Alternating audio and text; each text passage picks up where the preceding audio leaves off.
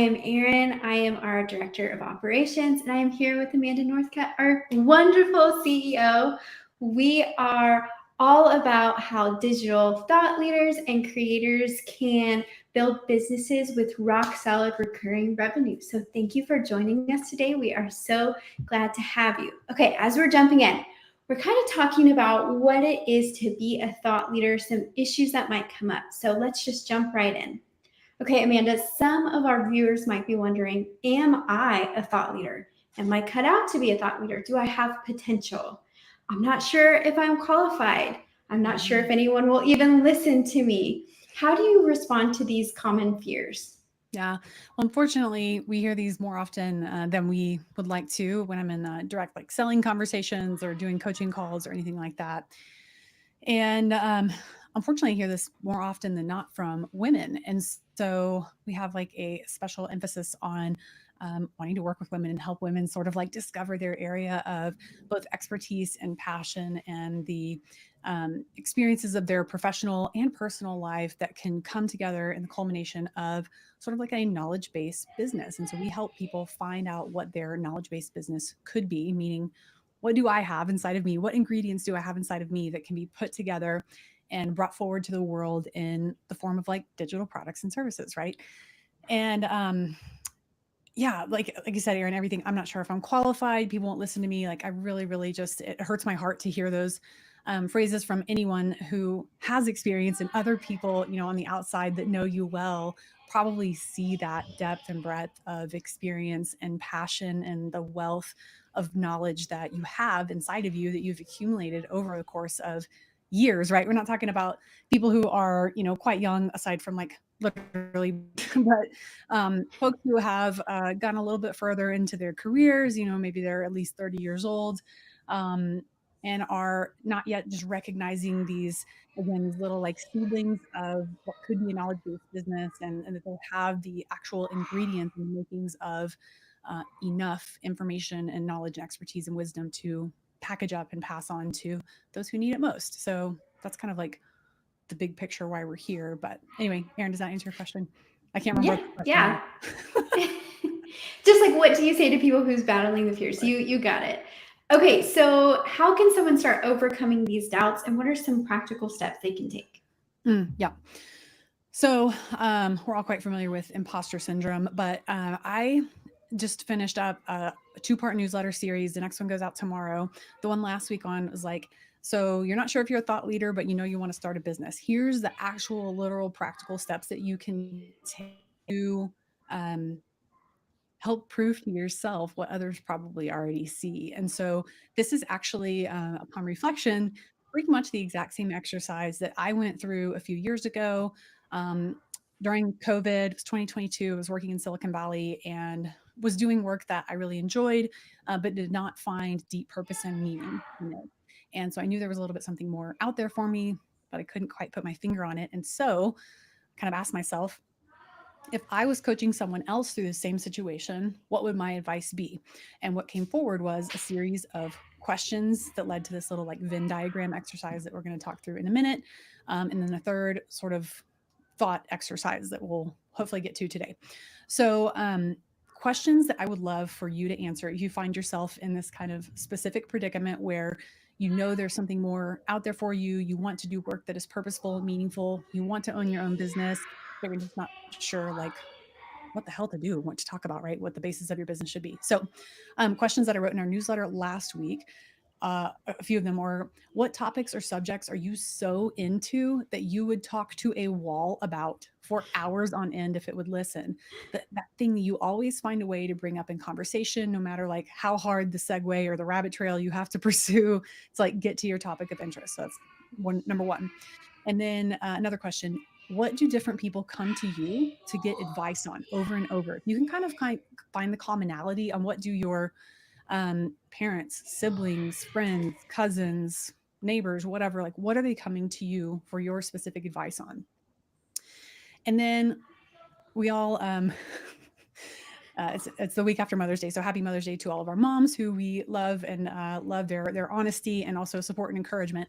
What is your mom BFF, partner, dog, sister, etc., say that you are the best at or that you are really, really good at. Those who know you the best know you on like well beyond the surface. They know you at a very deep, deep level. What do they tell you?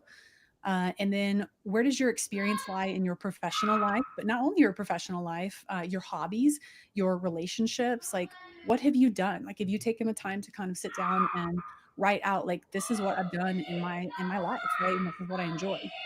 And then what do you do in your daily life that feels like it's actually worth doing as opposed to just another obligation, something that's got to be checked off a list? And the last question is, if you've job hopped quite a bit, can you step back and again see a common thread linking each professional position that you've held, right? So these are really, really interesting thought exercises. Um, some questions I'm sure would resonate with you more than others, but they're going to surface things and you're going to be able to step back and look at your answers to those questions and spot trends and that thread again that's pulled through kind of like your whole life. So I would definitely encourage you, if you find yourself in this place, to take the time to answer those questions. Yeah. So once someone has kind of identified their strengths, their topics, kind of their skill set and their lean, what are the next steps in becoming like an actual thought leader? Yeah. So if you can, well, in terms of actually becoming a thought leader, would be figuring out what your the middle of a two circle Venn diagram, just to really, really simplify this. If you've got your experience listed out in one circle and your areas of like that you're most passionate about listed in the other circle, the topic of your business probably lies somewhere in the middle. And a little bit down the road, there's a third circle that says, what will people pay for? And we need to like double click a little bit further into that and make sure that your idea is validated and that people will purchase it and that it solves problems that are painful enough to motivate people to take action to solve them. But finding that area of overlap between your expertise and passion, share what you know with others, right? And so we're here on LinkedIn. Obviously, there's tons of options. You've got Twitter or X, Instagram, TikTok for at least a little bit longer, YouTube. And so there's email newsletters, which obviously we're huge on. There's so many different ways to kind of like share your thoughts with the world. And I would just start experimenting. And yes, that's a very vulnerable experience, but you have to, I don't know if y'all are familiar with something called like the spotlight effect. It's like this phenomenon in psychology where we think that people are thinking about us all the time because we're thinking about us all the time. But in fact, everyone is thinking about and worried about themselves. They're not so worried about you. So, like, um, there's always going to be like internet trolls and stuff like that. But if you are sort of rehearsing, if you will, sharing your area of experience and passion into the world, aside from a few internet jerks, people are very forgiving and they're cool with you, like experimenting things. And even like the top creators, most followers in the world, they're constantly experimenting and putting stuff out there and like failing and failing and failing. And they'll hit, have a viral hit or whatever the case may be. But um, I would encourage you to just test in an environment that feels safe to you and start to see what resonates with people based on how they interact with what you're putting out into the world. Yeah. And maybe like a personal tip here.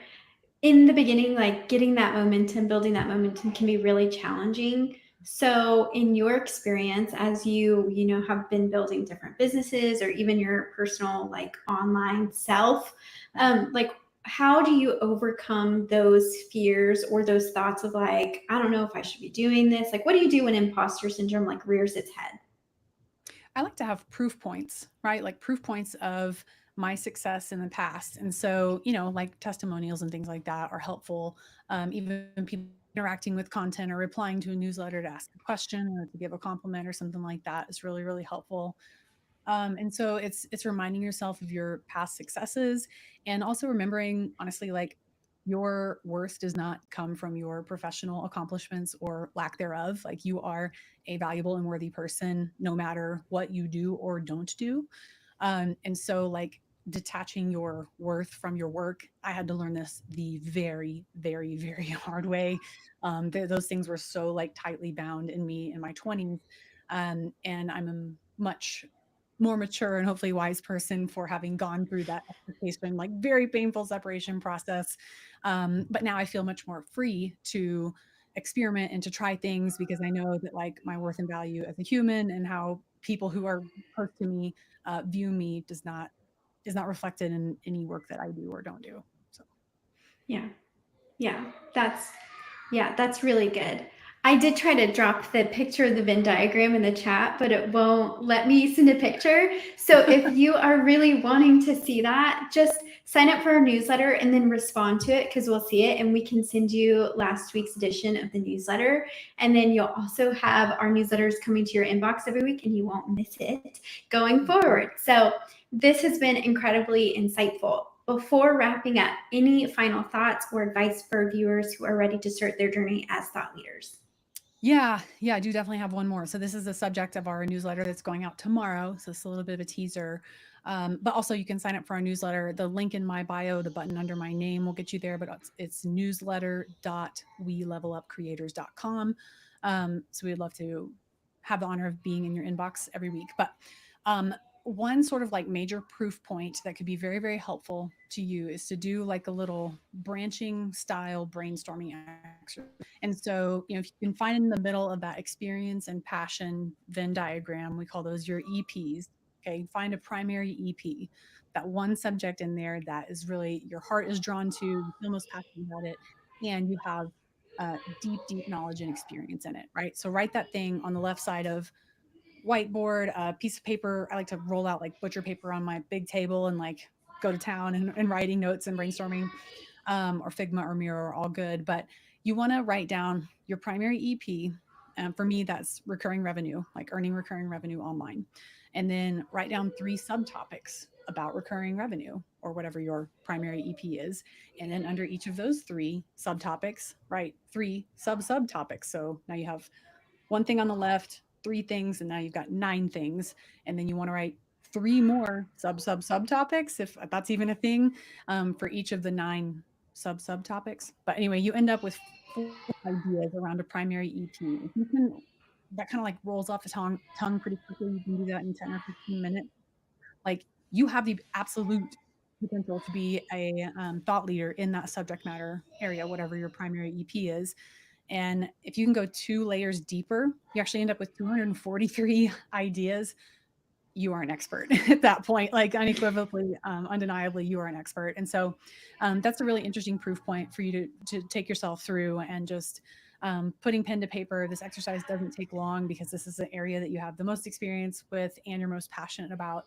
And then that's also like really solid content ideas as well. You can make like infinite amounts of content, even just if you get to where you're 3 branches out, you've got 40 ideas. So that's a really, really powerful exercise, not only to clarify in your mind what your primary area of experience and passion is, but also like out of content ideas. I would totally do this if you already have a business and you're already rolling.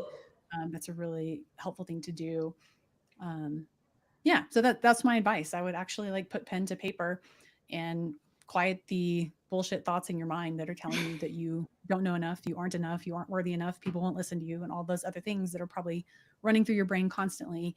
Let's give your brain some proof and kind of like shut those down and move forward with your life and your business.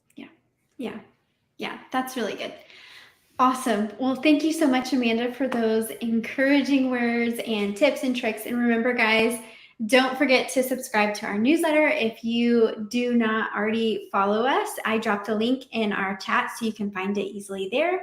And don't miss our live next week. So thank you so much for joining us. We appreciate you spending time with us. Have a great week.